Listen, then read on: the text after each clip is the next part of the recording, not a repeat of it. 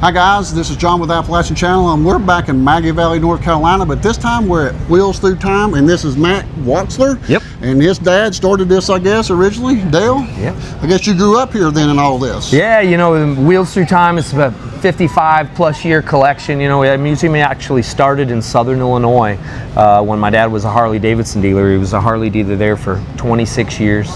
We moved to Maggie Valley in 2002, opened here in 2002. So right now we're celebrating our 23rd anniversary this July 4th, and the museum itself, rarest American motorcycles and automobiles anywhere in the world. You know, there's about 400 motorcycles here, and when you roam the grounds, when you roam the museum, the displays are live, so everything here fires up and goes, and that's one of the best parts about this place. It's one of the reasons people keep coming back. Things change in here every day. We run maybe 20 or 30 bikes a day on a regular basis, so your typical museum experience is a little bit different than this one. You know, you can come here and you're going to hear race cars run, you're going to hear old motorcycles run, you'll see stuff moving around the grounds. Guys are in here telling stories and sharing info about the machines and sharing history, cranking stuff up. Today we got the American Motordrome Wall of Death. I don't know if you guys saw the show out there. We haven't got to see it yet. We've been amazing. Looking for you, so I want to talk to you first. They put on an amazing show. They're actually riding motorcycles on a vertical wall, 1920s and 30s Indian Scouts. We'll definitely check that out. It's a great experience, and really just adds to what we're all about here. Is the thing about this place, what we always try and impart to folks is that these machines, they're made to be used, and that's why we run things here every day. You know, it's something to be said for a museum piece that sits static, but you get so much more about it. You learn so much more as far as usefulness and purpose and capabilities when you can hear them crank up and go and see them used. So tell us your dad's vision about this museum. How long did he have that in the back of his mind when he had that dealership up there? You know, when he had the Harley-Davidson dealership, it was in Mount Vernon, Illinois, right where Interstate 57 and 64 cross. So rural town, about 17,000 people, and my dad had always had a passion for old motorcycles, always had a passion for history, and had a collection long before he opened the museum. But as the museum, or excuse me, as the dealership started to grow, he wanted to find ways to attract more customers to the dealership. So he started the museum itself, opened it to the public as an attraction to Dale's Harley-Davidson. How do you get people to drive by one or two motorcycle shops to come to your place? So it started there in Southern Illinois. In 1987 was when he opened the museum behind the Harley-Davidson dealership. It started out as actually a classic car museum. So while he had the motorcycle collection, you know, the breadth of the collection, at least displayed in the museum, was classic cars. You got to figure, at the time there weren't even motorcycle museums. It wasn't even a thing. I mean, there were bike collections maybe in a car museum, but there was never really at this point in the mid 80s a museum dedicated to motorcycles. So started out as Dale's Classic Cars behind the dealership, and within about 4 or 5 years it really took that motorcycle direction, and he rebranded the museum Wheels Through Time in 1993. So I operated there through 1999 or 2000. Was you working with him during this time? So I was a kid, you know. So at that point I was a kid in high school, you know, doing athletics, went to school in Kentucky. And then after I graduated, he had moved here. Now, finding Maggie Valley, a lot of folks ask, how'd you land here? Right. And, you know, Mount Vernon is cornfields and bean fields and biggest hill's the overpass. You know, love the town, but it wasn't a place where people come to visit. It wasn't a destination. So my dad, when he knew that he was selling the Harley-Davidson dealership, knew he wanted to relocate Wheels Through Time to a place that you could brand as a motorcycle area, somewhere with great weather. You know, the Blue Ridge Parkway is right up the road. Great Smoky Mountains is, you know, right up the road. Two of the most visited national parks in the country are right here in our backyard. Some of the best motorcycle riding anywhere is right in our area. We're very fortunate, you know, mild climate. And on top of that, you know, this versus somewhere out west, you know, Colorado, Arizona, 90 million people can drive here. This is in 2001. 90 million people could drive here in, say, a day's time and make a day trip or make a weekend trip to come visit the museum. So huge proximity to a big population. So Maggie Valley versus the town over the hill or the town over the next hill. Maggie at the time, this town was really kind of born on Smoky Mountains traffic, grew up on Ghost Town in the Sky traffic. You know, as Gatlinburg starts to grow, you get Smoky's traffic go to that side of the hill.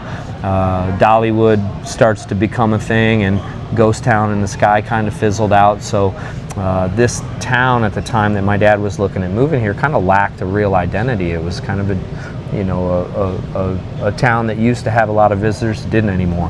So it had the hotels, had some restaurants. The infrastructure was here to be able to grow this place back into a larger tourism destination like it used to be. So that was the main reason for choosing Maggie Valley. You know, anywhere, you know, in these mountains is a great place to be, but when you can roll right off the Blue Ridge Parkway, check the museum out, you come right down the hill, find you a hotel, it's no better place than here. Well, one of the things, I know you're busy today and would love to come back on a time when you don't have an event going on, spend some time with you. Can you do a short walkthrough on the bottom floor about a few of those displays? I had some questions about the buildings and how they look like old motorcycle shops and how that come about. Then we'll let you alone, okay? Let's go. Let's do it. Yeah. Let's walk down here and look at that. I just had a few questions. I think that's absolutely gorgeous display.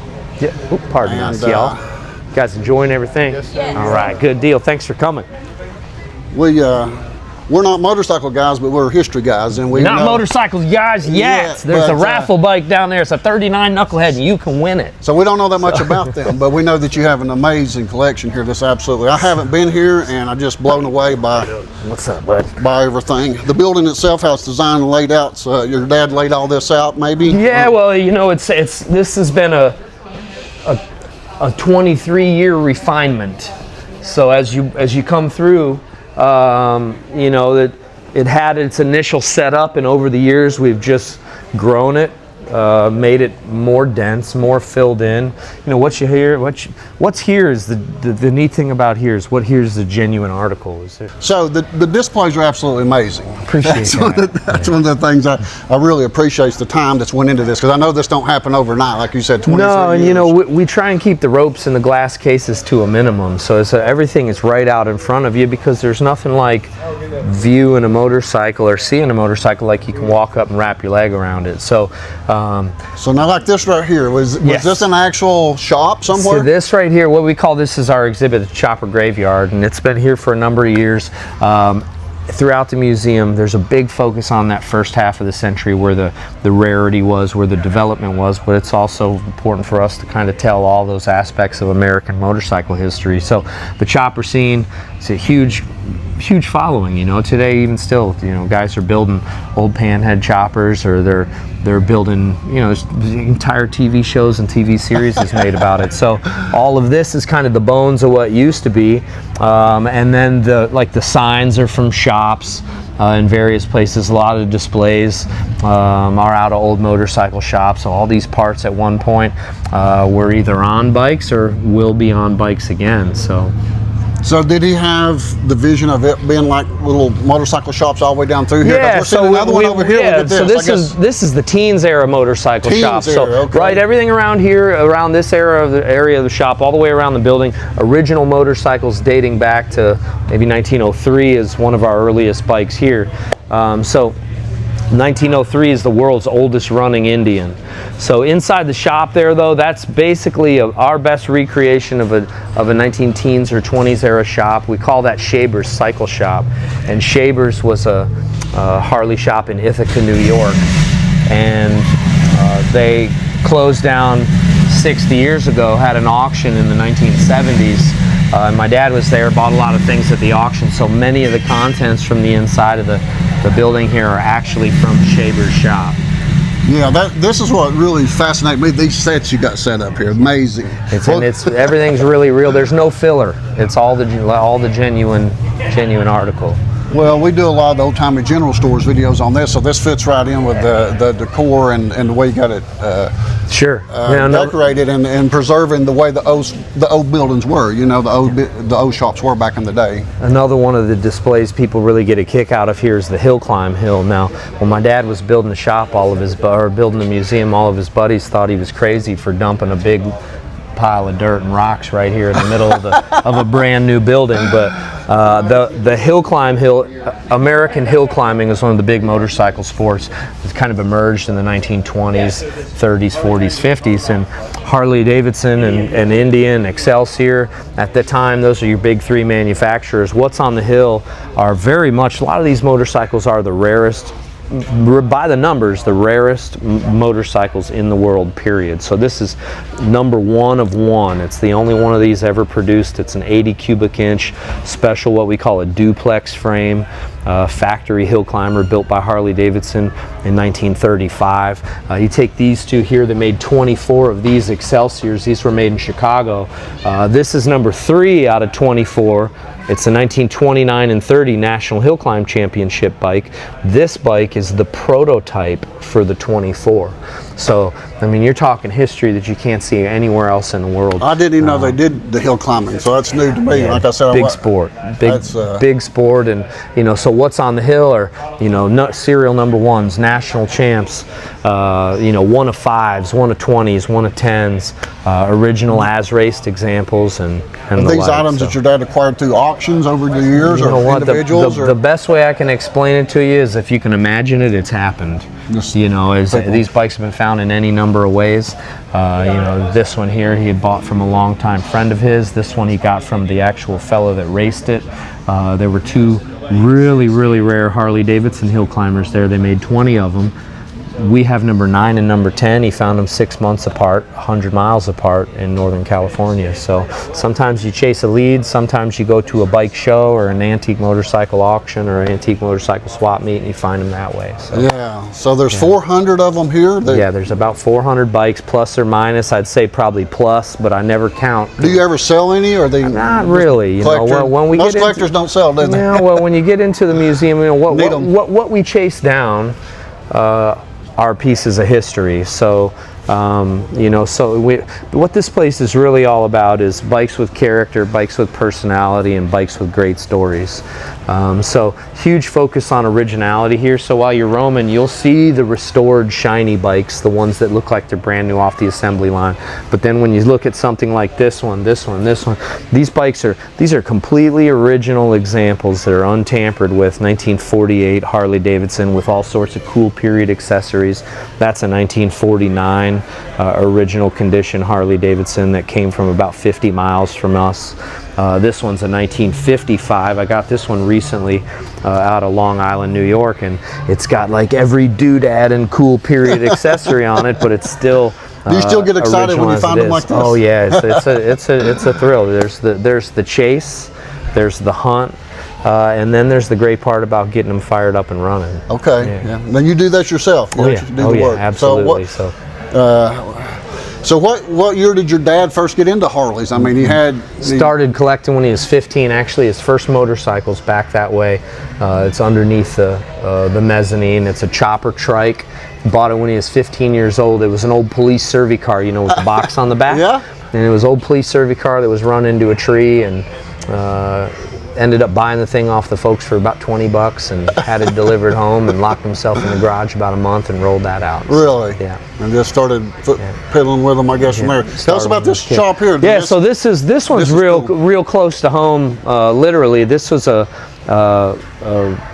rebuild of George Swim's Harley-Davidson dealership. Swim's sales and service was in Energy, Illinois. Energy, you know, 150 people in Energy. It's a real small town, about 30 miles from where I grew up, about 30 miles from where my dad's Harley-Davidson dealership was at. And George was a Harley-Davidson dealer from the 1940s in through the 1970s. Shut the shop down a little bit before my dad himself became a Harley-Davidson dealer.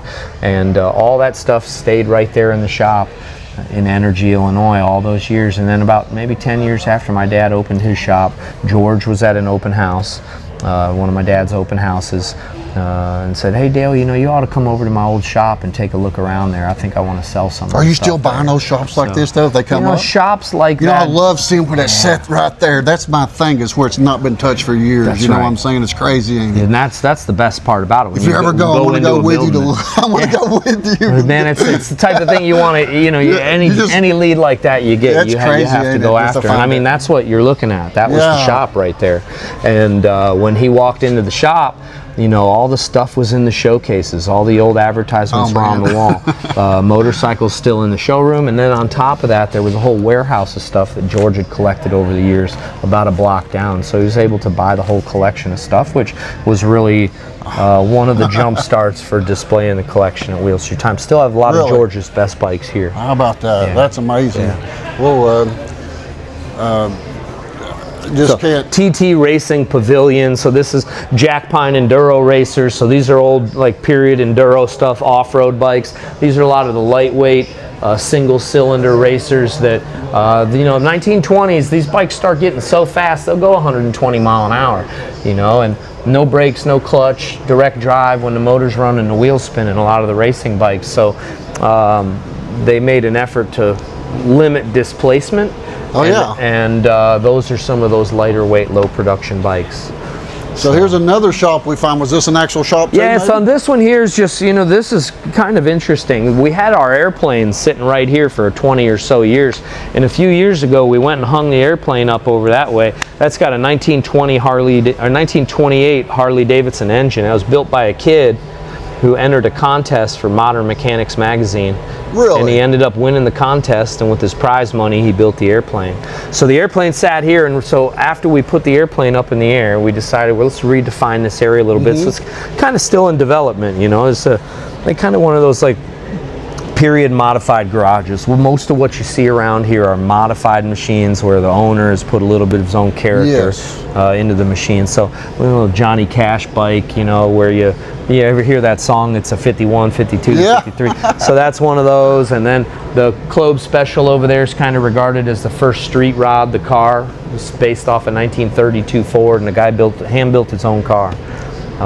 Old race bikes and modified machines, and then when you get to this era, this is really cool stuff here. We call this era Homemade America.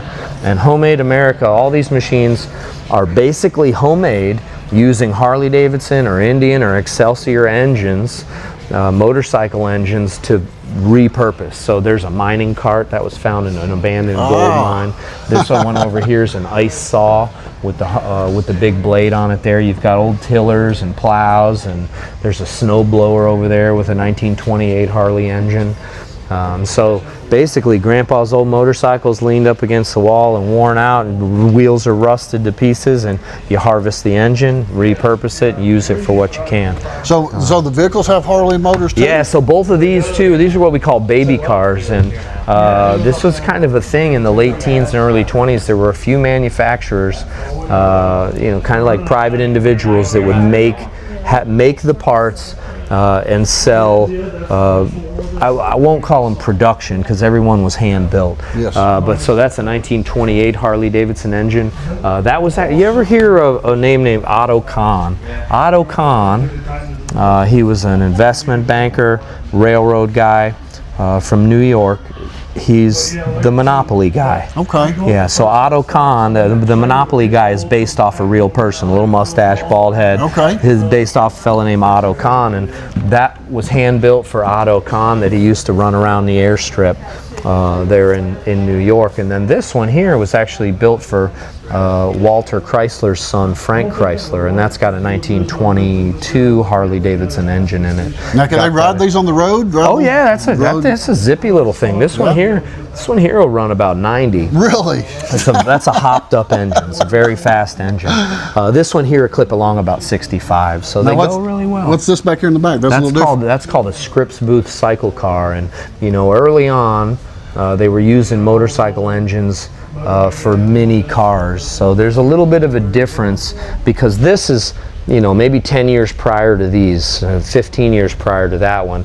And this is right when they're taking these power plants. This is all relatively new, lightweight internal combustion personal transportation. So in there, basically using the same engines for small cars. So that's what we call a cycle car, using the cycle engine, modifying it, oftentimes factory modified. Does these tools maybe come from some of the manufacturers? Those tools are actually, there have been a lot of mentors in my life, a lot of mentors in my dad's life. Those tools all came from a collector in Glenview, Illinois that my dad was inspired by when he was a kid. His name was Lee Hartung, and Lee had a great collection of stuff, about 100 cars, about 15 or probably about 23 or 24 motorcycles, and Lee collected everything. He had radios, baby carriages, televisions. He collected cars, bikes, license plates, you name it.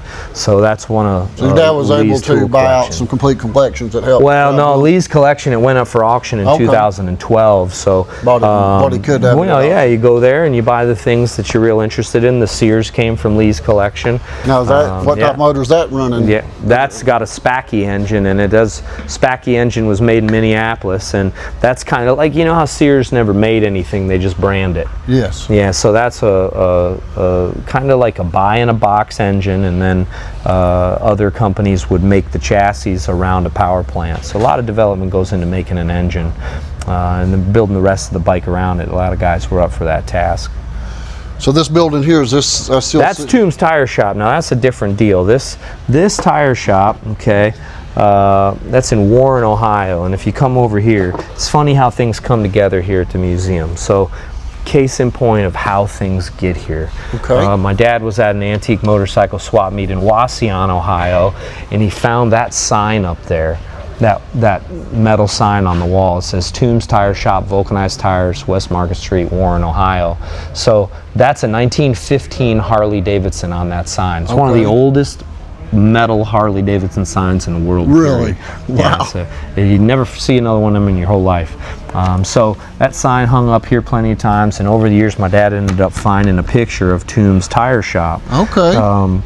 And right here is actually the exact same motorcycle that's on that sign. Wow. Now, we've had visitors come in from Warren, Ohio, and had a visitor come in and say, you know, that building's still there. It's a bicycle shop. So that's where this picture came from. So you can see it's the same building. I love it. They're still doing business. So it's history like that. It comes I love together how you're keeping this history of the businesses, not just the motorcycles themselves. You know what I'm saying? Every machine in here's got That's what's fascinating me, is all these the stories. That's what it's stories you've got, and it's just without the stories, it's just metal. Yeah. It really is. You know, we always kind of jokingly say every bike in here's got at least two stories. There's the story of who rode it and raced it and bought it and sold it. Then there's the story of how it gets here. How about this sign that says American Cafe? Was that an actual place? Or? This was a while back. They were doing.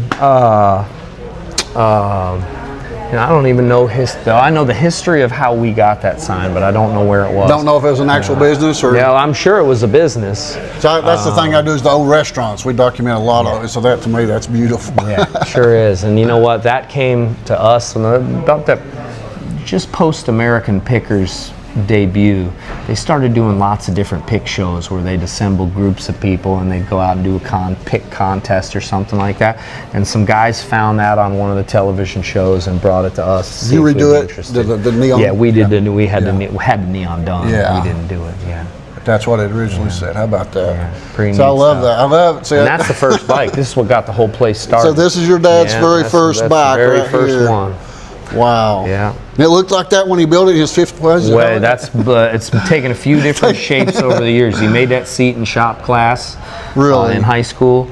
It's been repainted a couple times, but that's pretty much how he rolled it out of the garage. So what was his first job working? Did he get a job working on motorcycles? He always worked for himself. Just worked for himself, yeah? His whole life. Yeah. Started out as a kid, like mowing lawns and stuff like that. That was what got him the $20 to buy this, and very early on in his life, late high school, 16, 17, 18 years old, he would go around and buy old motorcycles or go buy old motorcycle parts, put them into something, build them into something, and then sell them. You sell a bike, you go buy more.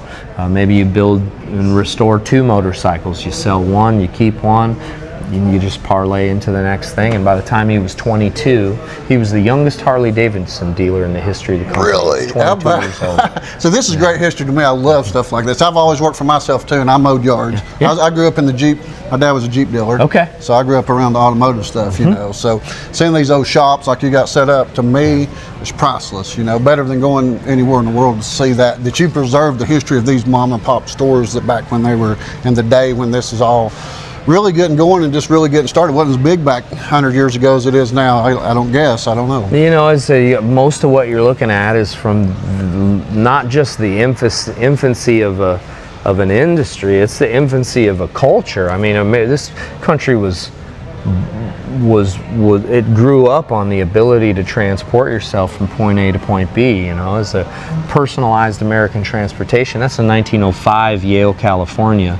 So that bike is 3-4 years into having your own motorized vehicle in America, period. 1905. Yeah, so that bike is identical to the first motorcycle to cross the United States. First motor vehicle. Motorcycle actually did it before a car did. Yeah.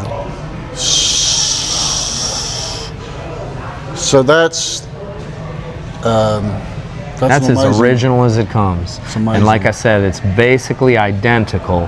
Can you imagine riding that thing coast to coast with no roads, you know, hardly any roads? You know, where's your next gas stop, you know? To set out from California and go east across the desert is pretty remarkable. Now tell us about this piece of equipment. So that's the Road Dog there. That's one of the cult classic machines in the museum. It's probably one of the most well-known motorcycles in the museum. This was built by a guy named Wild Bill Geldke in 1965. And Wild Bill's personal mission was to build the ultimate touring motorcycle. And I mean, I think he missed the mark pretty bad as far as touring motorcycles goes. But they say he rode it 100,000 miles. Really? Fellow is from Wisconsin. There's a picture of him on the motorcycle right over here. And you know, the bike has been one of those. This photo is a really famous photo. They caught him outside of some pub up in Milwaukee area, and then or Green Bay area, and then the bike disappeared for 25-30 years. A friend of ours found the bike, actually sold it to another museum, and that was in that museum for about 20 years, and they closed down and had a big auction, and I was lucky enough to get this shortly after. Yeah. So have you drove it? Oh yeah. Yeah? Yeah, it's 3,200 pounds, it's 17 feet long. It's the most difficult thing I've ever ridden or driven in my life. I rode it 6 miles and I was beat for 3 days. It took the whole ghost town parking lot to turn it back around. So I wonder how long it took him to build that. Several years, I'd imagine. It's a good question. It's a good question. We have some automobiles over here. So you know, like I said, everything started as a car museum here at Wheels. So there's some really great automobiles from different years. Yeah, these are motorcycle, what we call traffic cars. Yeah, the motorcycles kind of span almost every decade through the 1960s. You know, there's a 54 Corvette outside, a 33 Cadillac, the Packard, 1915 Locomobile. This is a Carter car. Are these some of the cars your dad originally started with? Yeah, my dad's dad probably had that Packard about as long as anything. Yeah. And then there's a 49 Cadillac over that way that was owned by Steve McQueen that my dad bought at the McQueen Estate Auction in 1984 and drove it all the way home. Well, we're going to let you go. We appreciate your time, and we'll be back in touch with you. Come back for another visit. We'll crank some bikes up. Okay, we'll come back when you're not so busy. I'd love to come. I'm absolutely fascinated with the museum and the way you've preserved history here, and the old shops are just, I love it. Yes, I love opening old barns up and going in and finding no oil cans, whatever. It's like a time warp, you know, and that's what this place has always been designed to do, is kind of bring you back to a simpler time when all this stuff was new, or it was being used, and to be able to step into some of these shops, you know, you feel like it's 100 years ago. And I love it. I'm not, like I said, I'm not a motorcycle guy, but I love what you're doing. I love the displays, and I want to come back. We'll work on it. We're gonna go try to catch the Dome of Death. Is that what it's called? Yeah. All right. We'll talk to you later. Enjoy. Yeah. Take care. Your favorite time of day again. It's that Wall of Death thrill show time, and you are all invited. That's right. The Wheels Through Time Museum has paved the way for each and every one of you. They want you to see this show. Now, shows like these used to be on every fair in Midway all across the country. First time the public ever seen a Wall of Death thrill show, 1911. And guess where it was? Right here in America. This is an old piece of Americana tradition. Not anymore. There are more Wall of Deaths traveling around in England than there are in all of the Americas. There are 3 Wall of Deaths that actively tour. There are no more. Now maybe during like Daytona or Sturgis, 1 or 2 other ones come out of retirement.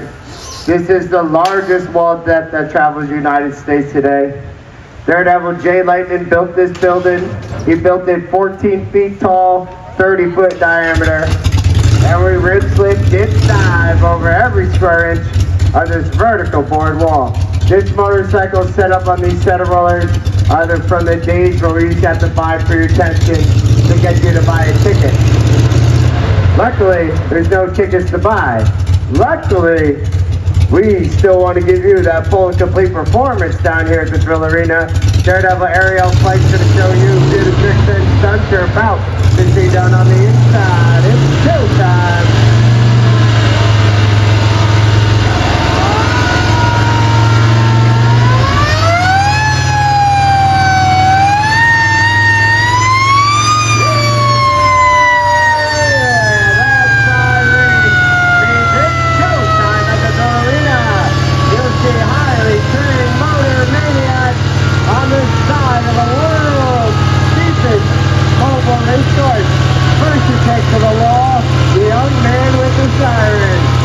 Gonna do the rookie ride and pedal, pedal, pedal. Next to go, Daredevil Preacher Man. He's gonna take up 4 wheels. That's right, 4 wheels right on the side of that straight up and down vertical board wall. The Mad Lady on the motorcycle, Daredevil aerial flight.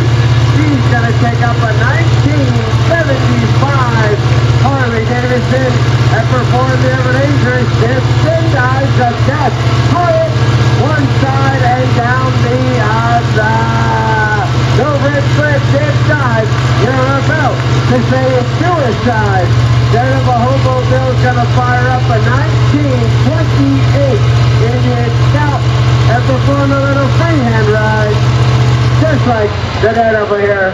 And last but not least, the Daredevil Handsome Charlie Ransom and one more Daredevil are going to put 2 machines and 2 riders on the side of that straight up and down board wall. Never too cool to use the handrail.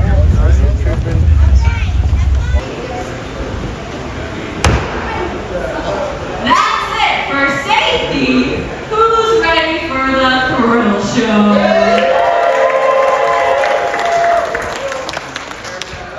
We have a very special treat for you guys today. You might be wondering why we brought a gorilla in the wall, but we're actually teaching him how to learn to ride the Wall of Death. And the way we do that is on a pedal bicycle. So, he's going to show you what he has learned in just 2 days. So, when he's done, give him a nice round of applause.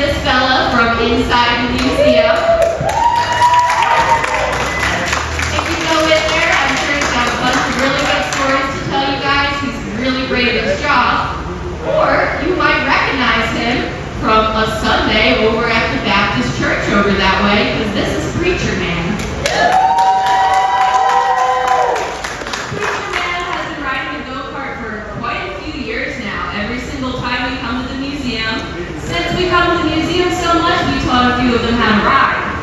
He's going to show you the slide for life. When he's ready, watch him fly.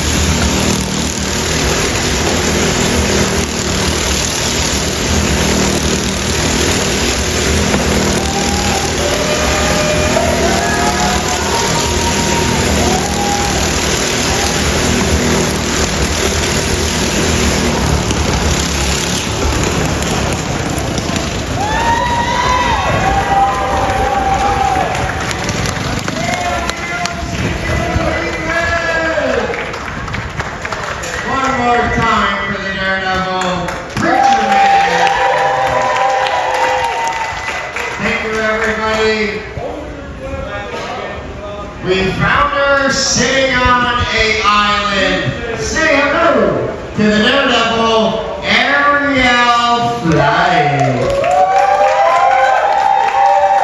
Tonight's going to take out this 1975 Harley-Davidson and perform the ever dangerous dips and dives. I must remind you, hold your drinks where we cannot see them. Watch your fingers at the top of the wall. When she's ready, watch her fly.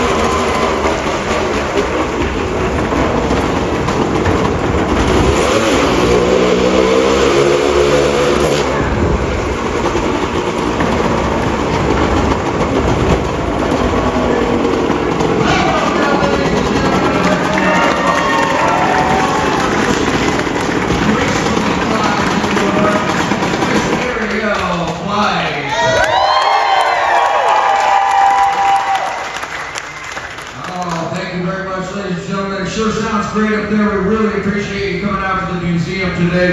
Our next rider comes to us from the streets of Jersey. We found him sitting on the curb with a cardboard sign that said, "We'll work for Indian parts." And boy, he works. Look at that right there. That's a 1928 Indian 101 Scout.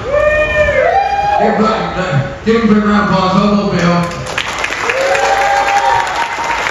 Now Bill's going to take that machine up on the wall and perform for you a trick fancy and acrobatic riding. But before that goes to the wall, I need to take just a moment of your time for the show and the riders. As you can imagine from what you've seen just this far in the show, that there's not an insurance company in the country today that will insure riders of this profession. So the riders have banded together and created a rider's accident fund. The fund is maintained by the riders themselves. A portion of their pay goes towards it each week. But it's also maintained through contributions from you, the audience. Now, if you like what you've seen so far in the show, or better still, you'd just like to help out a rider when they do, come down the fast way. You can take out anything you like, large or small, and toss it into the arena. The riders will come around and pick it up and thank you for it. Now, you're not under no obligation to do this, ladies and gentlemen, but as you can see from some of the scars on the walls and the floor, that from time to time, the rider does take a short way down, and the fund is set aside and saved for that day to pay for the doctor bills and hospital bills and whatnot that goes along with that. Well, we thank you very much for your kind contributions. You never know when it happens. A chain will break, a tire will blow, and they come down the hard way. So we do thank you very much.